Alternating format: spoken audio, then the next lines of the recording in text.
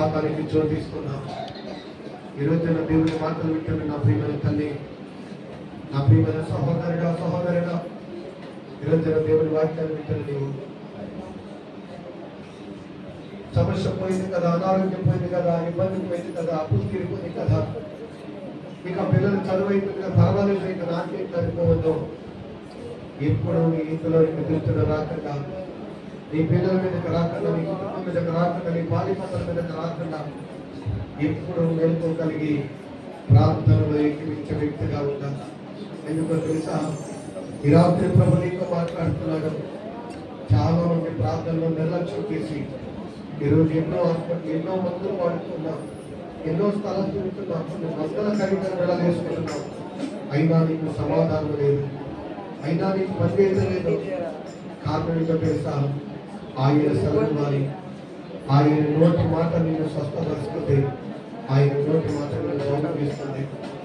సాధనలో నీకు రాకుండా, కీడు రాకుండా, ఇబ్బందుల్లో రాకుండా, ఎప్పుడు పాదాల దగ్గర ఆయన పాదాల దగ్గర గడుపునే వ్యక్తిగా ఉండాలి. రాత్రి నా ప్రభు నీతో మాట్లాడుతున్న దేవుడు, ప్రార్థన చేయాలి. సమస్య తీరిపోయిందని నువ్వు చల్లబడిపోయావా? అపవాది నీ దగ్గర కూర్చుంటాను. సమస్య తీరిపోయిందని పర్వాలేదు గట్టెక్కేసాను అనుకున్నావా? నేనున్నానని నీ దగ్గరికి వస్తాను. ఎప్పుడు నువ్వు మెరుగుగా ఉండాలి, ఎప్పుడు నువ్వు యుద్ధానికి సిద్ధంగానే ఉండాలి, ఎప్పుడు యుద్ధానికి సిద్ధంగానే ఉండాలి.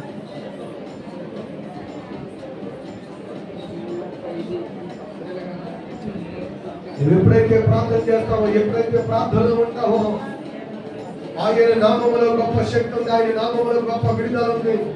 ఎప్పుడు నువ్వు దేవుని స్తుతిస్తే అది శక్తిగా పనిచేస్తుంది.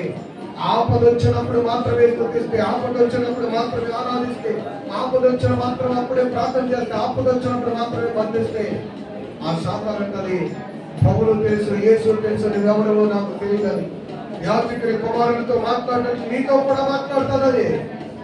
ఎప్పుడు దేవునితో సహవాసం ఉన్నావా? ఎప్పుడు ఆయన పాదాల దగ్గర గడుపుతున్నావా?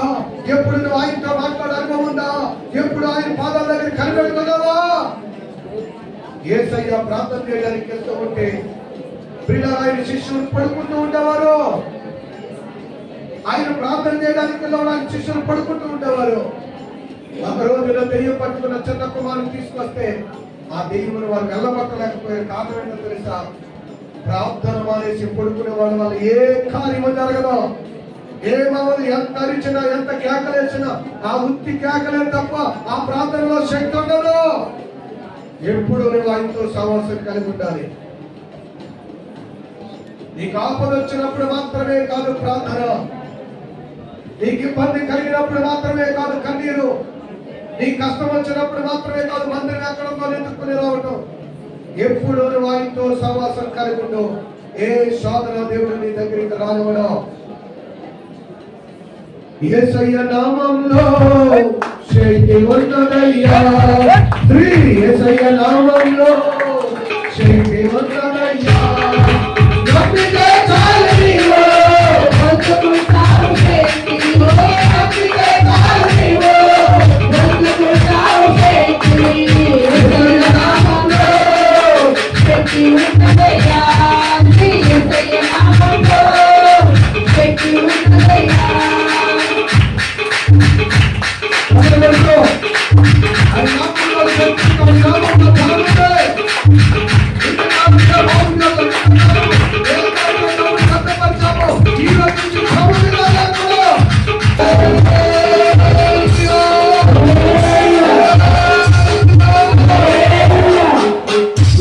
ప్రతి రోగమును నజరేయుడైన యేసు నామములో దేవుడు స్వస్థపరచును గాక, ప్రతి బలహీనత నుంచి విడిపించును గాక, ఈ దయ్యపు శక్తి నుంచి విడిపించును గాక, ఈ శాదపడి మాత్రిక శక్తి నుంచి విడిపించును గాక, దురాత్మ సైన్యమును కాల్చివేయును గాక. ప్రేమగల తండ్రి, దయగలిగిన యేసయ్య, ఈ రాత్రి ముయ్యబడిన గర్భాలతో ఈ స్థలంలో నిలబడ్డారు ప్రభా.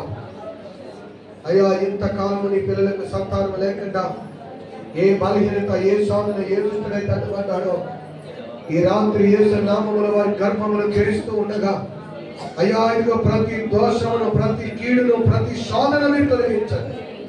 గొప్ప సాక్షులుగా నిలబెట్టండి ప్రభా. ఇదిగో నిద్ర పట్టక సమాధానం లేని బిడ్డలున్నా, నిద్ర పట్టని బిడ్డలున్నా అయ్యా, ఇదిగో ఈ రాత్రి వారికి నిద్ర పట్టడానికి సహాయించండి. ఈ రాత్రి వారిని శోధిస్తున్న శ్రీకరాత్మని కాల్చివేయండి ప్రభా. సమాధానం పరచండి నాయన, నెమ్మది పరచండి ప్రభా. కుటుంబాల్లో నెమ్మదిని దయచేయండి. చీకటి శక్తుల ప్రభావము అగ్ని చేత మీరు కాల్చివేయాలని ప్రతి దురాత్మ బంధకాలను కాల్చివేయండి నాయన.